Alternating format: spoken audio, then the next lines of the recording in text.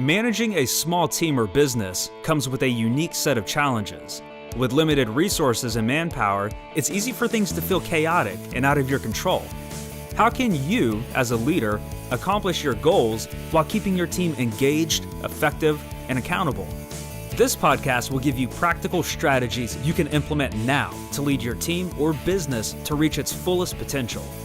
Welcome to the Organizing Chaos podcast with your host, Danny Coleman. Hey, what's going on, guys? Thanks so much for tuning in to another episode of Organizing Chaos, where we talk about small practical strategies for small teams and small businesses.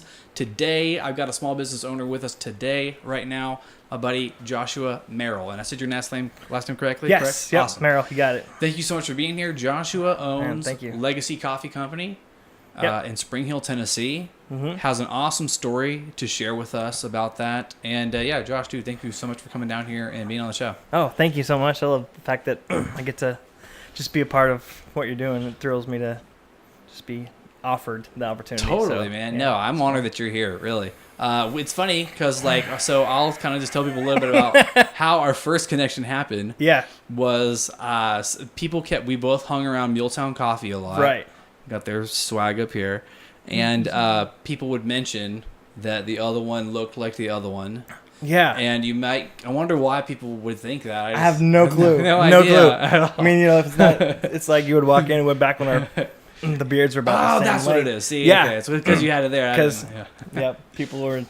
But yeah, so, and then we connected on Facebook, and I followed your story, what you were trying to do. I thought it was awesome, and it's been super cool just to watch you grow. So yeah, so enough of me telling about it. I want to tell us a little bit about what started Legacy Coffee Company. Oh, man. So, I've been in coffee for a long time, and I grew up drinking coffee, so it was always a part of life, but I didn't actually start taking it seriously until I started working at Starbucks, like so many people do. Yeah. But I realized that through, the wonderful thing about Starbucks is they have all this education. Yeah. And so a couple of years in, my thought was, there's really the opportunity to learn so much about systems, about how, a very successful company is operating. Yeah. Why not take full advantage of the Coffee Master certification and, try to move up into management. And eventually the hope was to run my own store. So was this a goal for a long time for you? At about 4 years with the company, Okay. I realized that it was something that I loved doing. And so I could totally see myself doing it. And met my wife in a Starbucks. We fell in love, and there was this coffee connection there. And got married, still working at Starbucks, still doing what I thought was the right thing to do for the time. Yeah. And I realized as I was with Starbucks for about 8 years that I would watch managers get married or have kids, and then it was like all of a sudden they'd leave. And so I was trying to figure out why that would happen. Yeah. And came to my own, conclusion that the higher you moved up, the less time you had with your family, and you kind of had to choose one. That's a good point. And I'm the type of person that I like to problem solve, and in that type of environment, your problem solving is kind of done for you, and they tell you, hey, here's the list of things you need to do, and it's all part of the systems. A lot of times the systems are put in place, and they're very helpful, 90% of the time, but there's always that little 10% where the system's not really working in that particular environment. Yeah. And our particular store, we had a lot of that happening where the systems just weren't matching what we were experiencing. And so we were given goals and given expectations that weren't realistic and couldn't hit them, and which created just this environment where I didn't feel like I could win. Yeah. So that was frustrating to go into that environment and know that I was going to have to do my best to try to meet goals that were never going to happen. Yeah. And you get the higher ups asking you why it wasn't happening, but not really asking you for your full opinion. Right. Mainly just hey, why aren't you hitting your goals? Yeah. Well, let's stick to the system and hit the goal through the system. And my creative brain is going, but if we change this and change this, then we have that opportunity to really hit something a little bit more realistic at least. And so that was part of it, just not having that freedom to be able to problem solve, to take care of the customers, because that was my biggest frustration was, they're suffering because you're trying to implement things that just didn't necessarily work for our particular environment. Now that's nothing against, and them at all. Wonderful. Love what I was doing. But second to that, when you're an entrepreneur, you can't get rid of it. You can't shake there's this fever. You've got it. It's like a splinter in your mind. Yeah, just can't. It's like, anyways. So with that, my wife and I, we just love to give away. Yeah. That's one of my all-time favorite things if possible. I hate getting gifts. Don't give me anything. Really, I'm the worst person in the world. You're depriving other people of giving now. Well, it's probably so. But when it comes to Christmas and things like that, I'm the worst person to give to because I don't like gifts, but I love giving away. Yeah. I love meeting needs, seeing needs in the community. And if I have the ability to, I so desperately, my wife and I both, we want to help meet those needs. Yeah. And so working where I was, my wife was a preschool teacher. Clearly, we were making a lot of money. Yeah. Rolling in the dough. Rolling in the dough. So we had this epiphany moment where I came back from work. I was frustrated because we couldn't fix the things that needed to be fixed, and she's like, "Well, what if we just do our own coffee shop?" And I was like, well, that'd be fun. Because we had talked about through dating and, getting to know each other, falling in love at our coffee shop. And there's that song. I was like, oh, yeah, we could do that. And you could do the baking and I could do the coffee. And it was very romantic. But it was this very far out there idea. Mm. And so we pulled it further, or closer in and said, what if we really thought about this? One, can you actually make money doing it? Yeah. Two, is it something we can do? Three, is it something we can actually do soon? And so I went into research mode and started looking at all the, coffee equipment. And because I'd been working, for a large corporation for a while, I understood what you needed for the most part.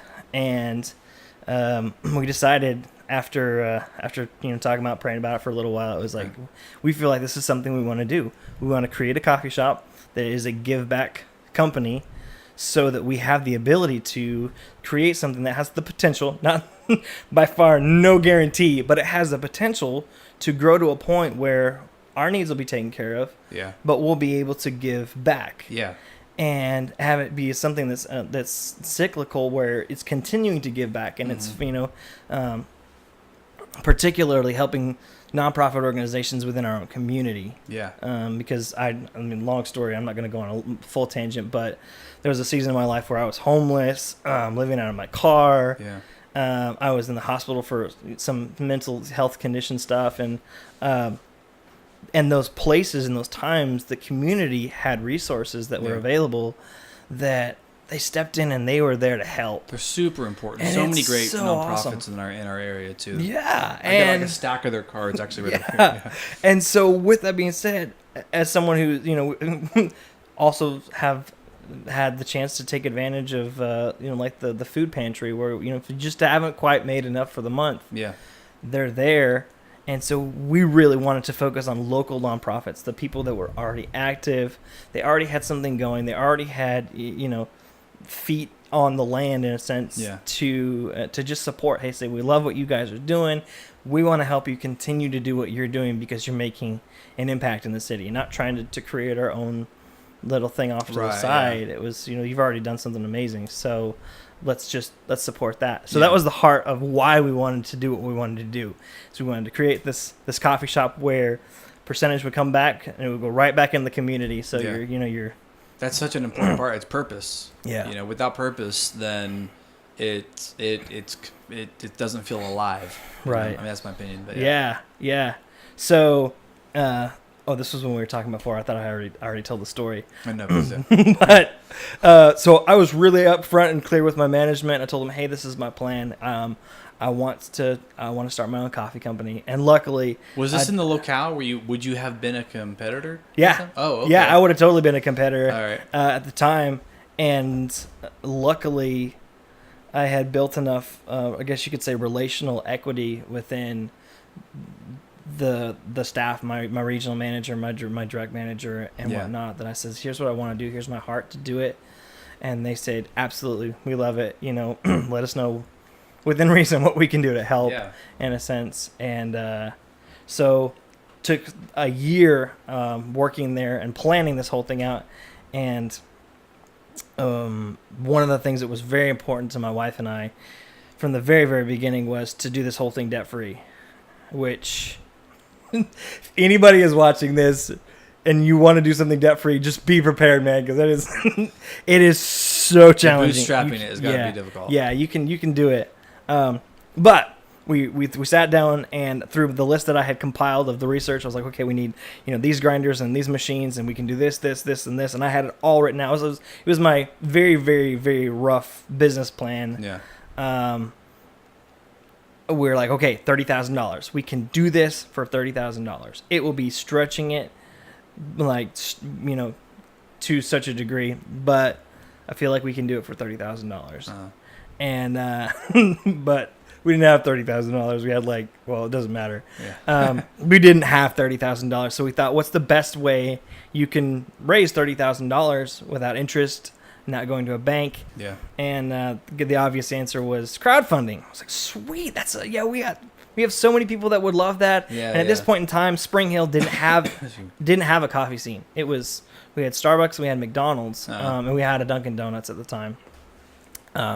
So you had a coffee presence, but it was nothing like Mealtown. Yeah. Mealtown was up and coming. You still, Columbia has a really awesome coffee presence. Franklin has a really awesome coffee presence too, and culture. Spring Hill just didn't have it. So we're like, this is so great. We're going to be able to meet a need. Everyone keeps talking about how they want a coffee shop. This is the right time for this. Yeah. And so we launched it. We put together the best video that we could, and we were shooting for $30,000, and we did it for 3 months, and we got to the end of our 3 months, and so excited, and we looked at what we had made, and we realized that we were only about $29,000 short.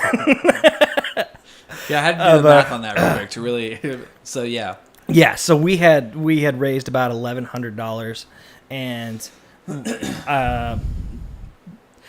the hope was kind of deflated, but at the same time we still had a little bit. Yeah. And so we went back to the drawing board. It was like, okay, through the way we had set up the crowdfunding campaign, we had $1,100 that had been given to us, and then we had some, that family had given to us, and we had saved a little bit of our own. So collectively we had about $5,200, and I don't know. I mean, we couldn't buy a food truck for $5,200. Yeah.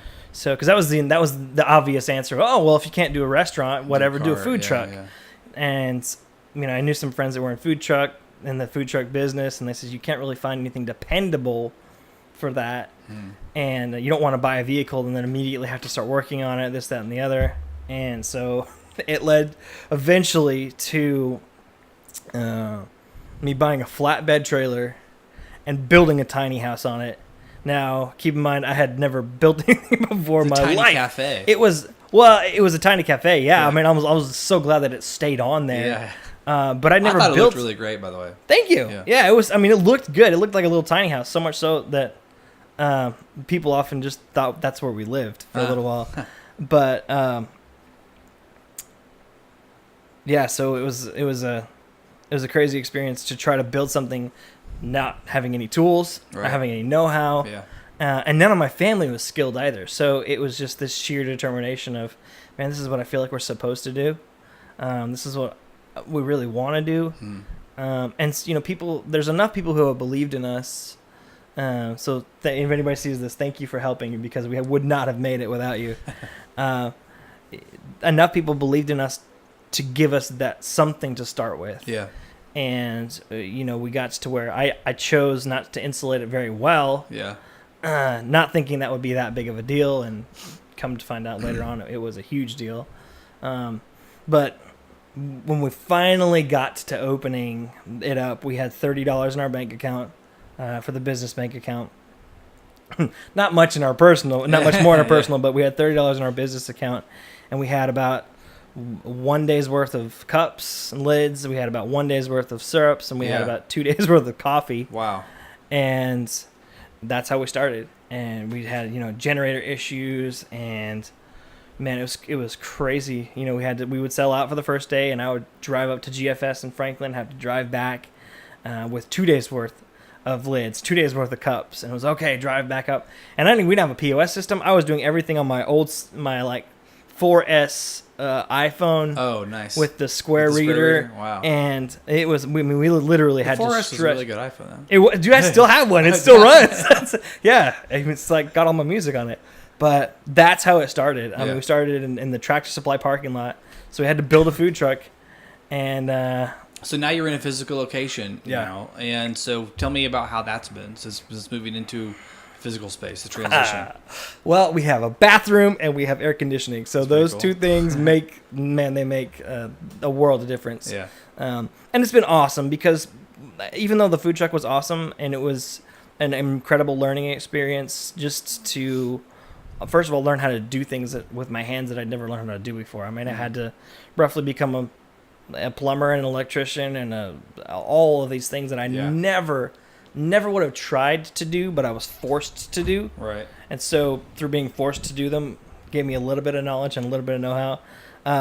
But what I love about coffee shops, and I was at Mealtown before coming up here, you walk in there and there's this connection that you get with people. Yeah. And it's, oh man, haven't seen you in forever. Yeah. And like religious barriers drop and political barriers drop and every single kind of barrier that you have, they maybe not drop, but they kind of become fluid for a little while because you're there for the same reason. You're there to get a good cup of coffee. You're there to have a good conversation.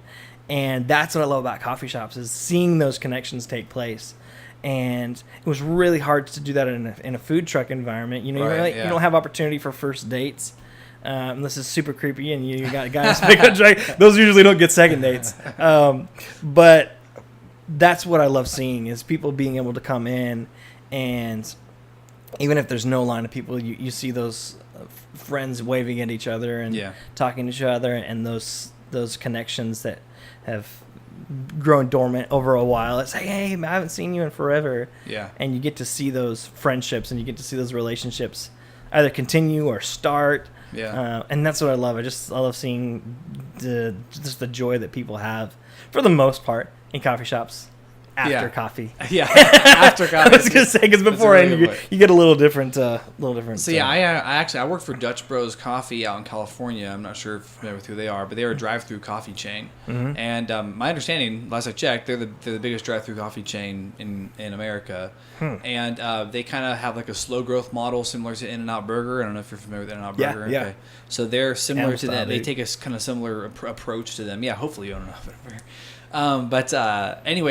It's just it really is. That's one thing. Like I always tell people, like, I was a barista for a while, but like it feels weird because I never was in a coffee shop, you know. So there is a difference in the whole like vibe there or whatever. But so you're a coffee guy. Yeah. You started a business. So what do you feel like? How do you feel like moving into like having to become a businessman now? Like what do you like and what do you not like about that? Man.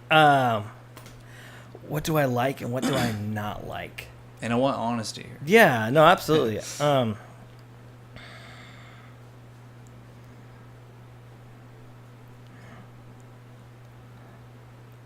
It's kind of a two-edged sword, but I like having the control, the creative control, and a little bit more say as to how the environment's going to change. But flip side of that is that you're also responsible for everything that takes place. And I see you've got Simon Sinek's Start With Why. Yes. And made me think of Michael Gerber's The E-Myth. That's Revisited. Also on that shelf. There you go. That's one of the two biggest books. I mean, like, anyways. Yeah, absolutely. Yes, read that. Read it. Because I definitely fell into that. Hey, this is what I love to do. And I'm going to do this. Yeah. And I actually made the mistake of reading it after getting started, but it's still extremely helpful because I still like making the coffee. I still like having the customer engagement and the customer connection. Right. So hard part is that's only about 30% of what I'm actually doing. The other 70% is, running your LLC and your reports and your insurance and making sure that, you've got everything that you need behind the curtain, behind the scenes, taken care of and running the way that it should. What makes it a little bit different for me is that I've literally been doing everything up until a couple of months ago.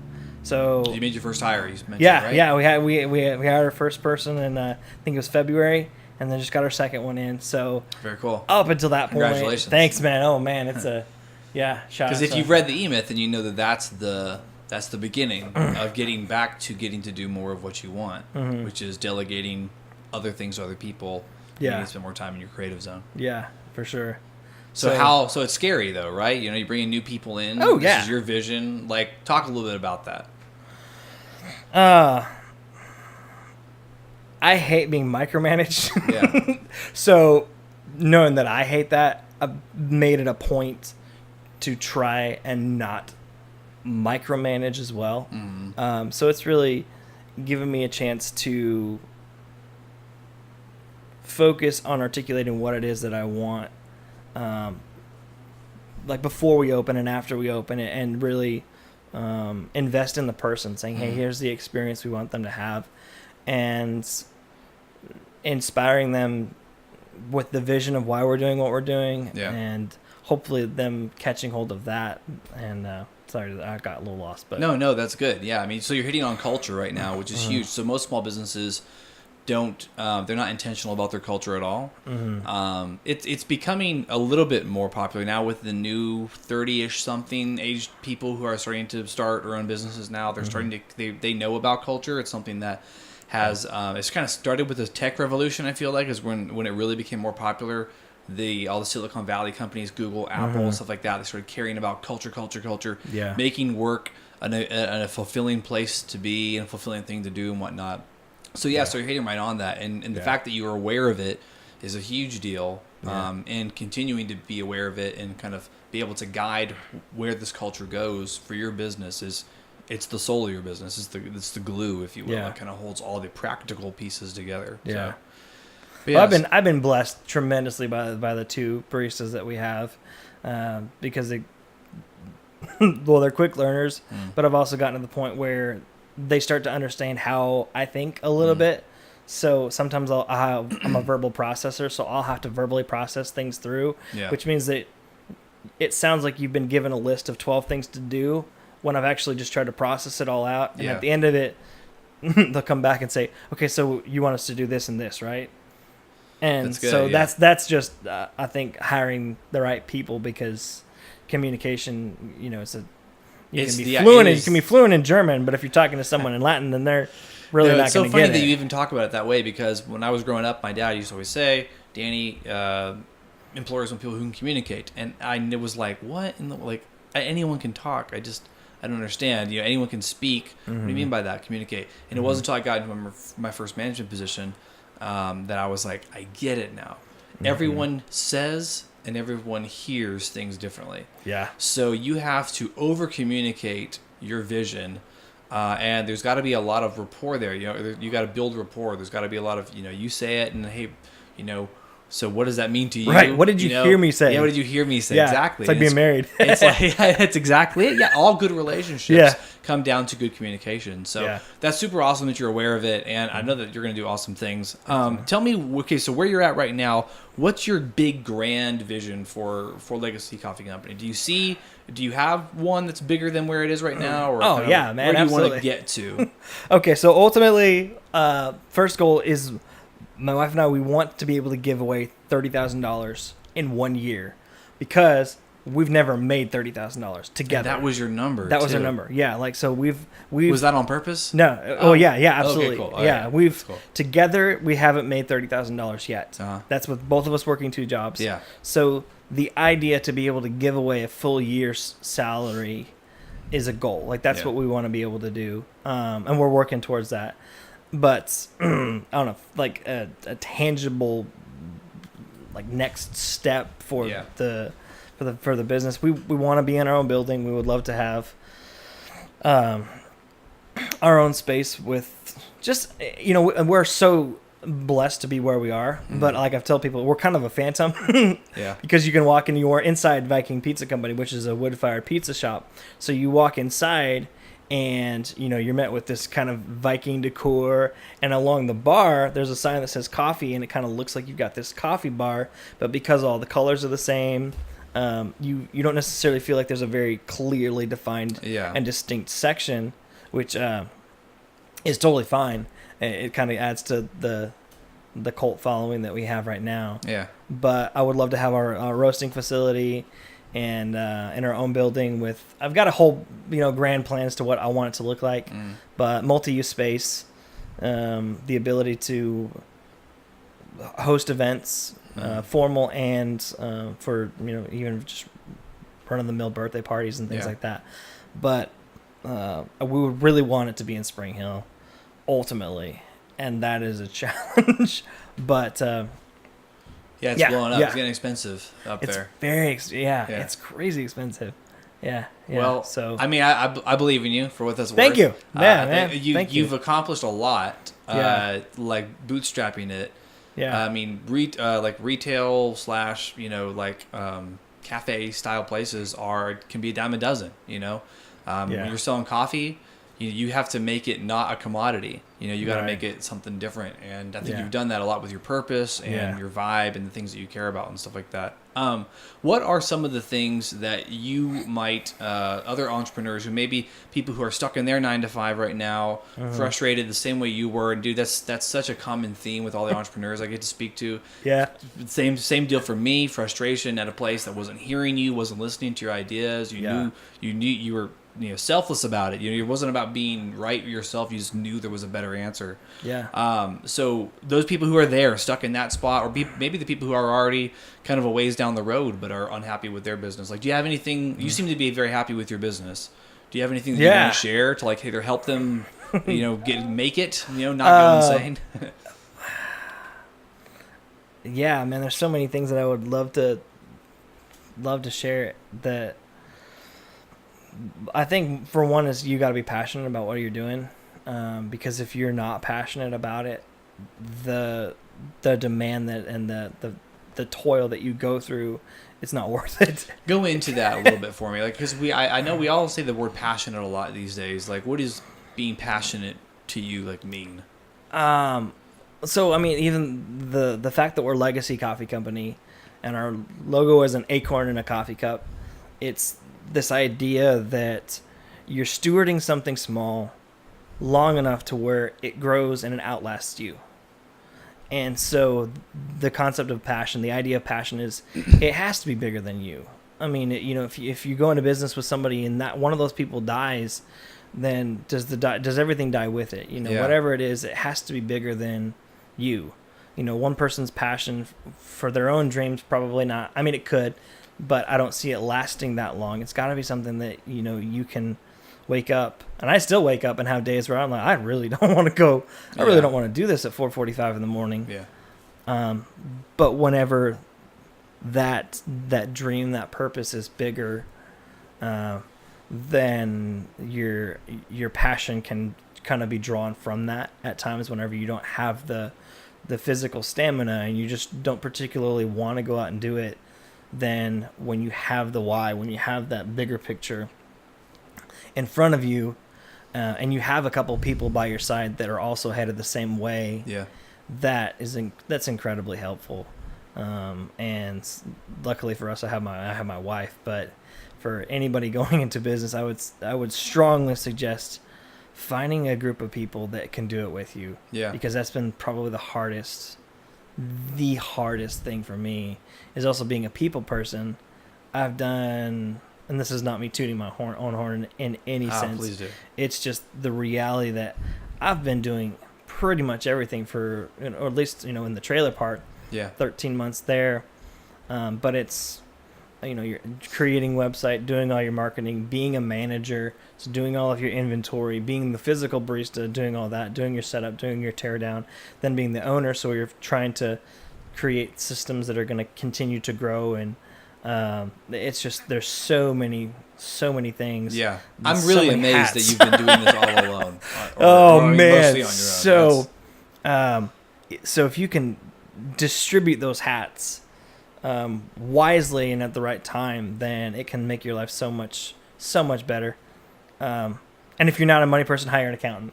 Get an accountant. First person we hired, because I wanted to start the whole thing off legal. I was like, I don't want to have any issues with the IRS. Yeah. I was like, you know what? Let's find a good accountant. So That would That's probably be get an accountant, let them help you set it up the right way, and pay them to do it, because it's so worth.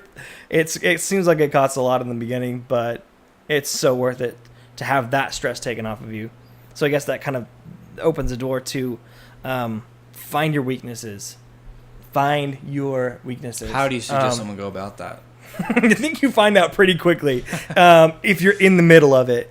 If you're not in the middle of it, ask people and put your pride aside and ask people what they feel like your strengths are and what they feel like your weaknesses are. Because I feel like those are good in two ways. One, it gives you the opportunity to look at the things that you haven't, that opportunity to work on. Hey, these are my weaknesses. Great. We can work on those. But that's probably not the time to work on them. When you're headed into battle with somebody, you want everyone to be utilizing what they do best. Yeah. Hey, well, this is not the time to work on your weaknesses. This is now the time to give your weakness to somebody that's their strength. Yeah. And so part of it is, when you're creating your own, this dream, this baby thing that's coming out of you, you've got to trust that person that they're going to do it. And that's hard. That's really hard, because you don't know if they're going to do it the way you want them to. Not that there's a right or wrong way, but they may do it differently than how you want them to. Right. But if it's their strength, then you're going to go so much further when you can capitalize and utilize someone else's strengths way more than your own. Good example being, accounting. I am not good at the whole legal system and getting all that translated. It's not me neither. Yeah, I'm not good at it. So I found somebody who was. I'm like, hey, this is where I need help. This is the weakest place that I have. And luckily they stepped in before we got into, we've gotten into any trouble. But I would say find your weaknesses. Get a group of people, get a panel together, or even just ask Facebook. Facebook's pretty honest. You'll find out very quickly. Hey, what do you think are my strengths and what do you think are my weaknesses? Yeah. And you'll find out pretty quickly what they are. And then, like I said, you can then have that chance to work on those things individually. But if you have any sort of sense of pride, well, that's not true. I think if you ask the right people and they care about you and they care about your heart and your dreams, they're going to give you the answer that you need, but you gotta use it wisely. Right. Yeah. Otherwise, it's useless. You need that honest feedback. No, that's good. Another thing I'd recommend too, either for listening or if you haven't done it yet, it's a really big deal for me. It's called the Kolbe A Index, KOLBE. A index, and it's this assessment, and it's $50, but honestly, it's some of the best $50 you'll ever spend, because it gives you a really good. Everyone spends their energy differently going about doing whatever they do something. So Josh, when you go do something, how do you spend your energy to do it? And it gives you a lot of good feedback on, like, hey, don't put yourself in these situations. Put yourself in these situations. Right. Don't try to spend your energy like this. Try to spend your energy like this. Yeah. And so it helps it helps do exactly that. So I mean, that's huge that you said that.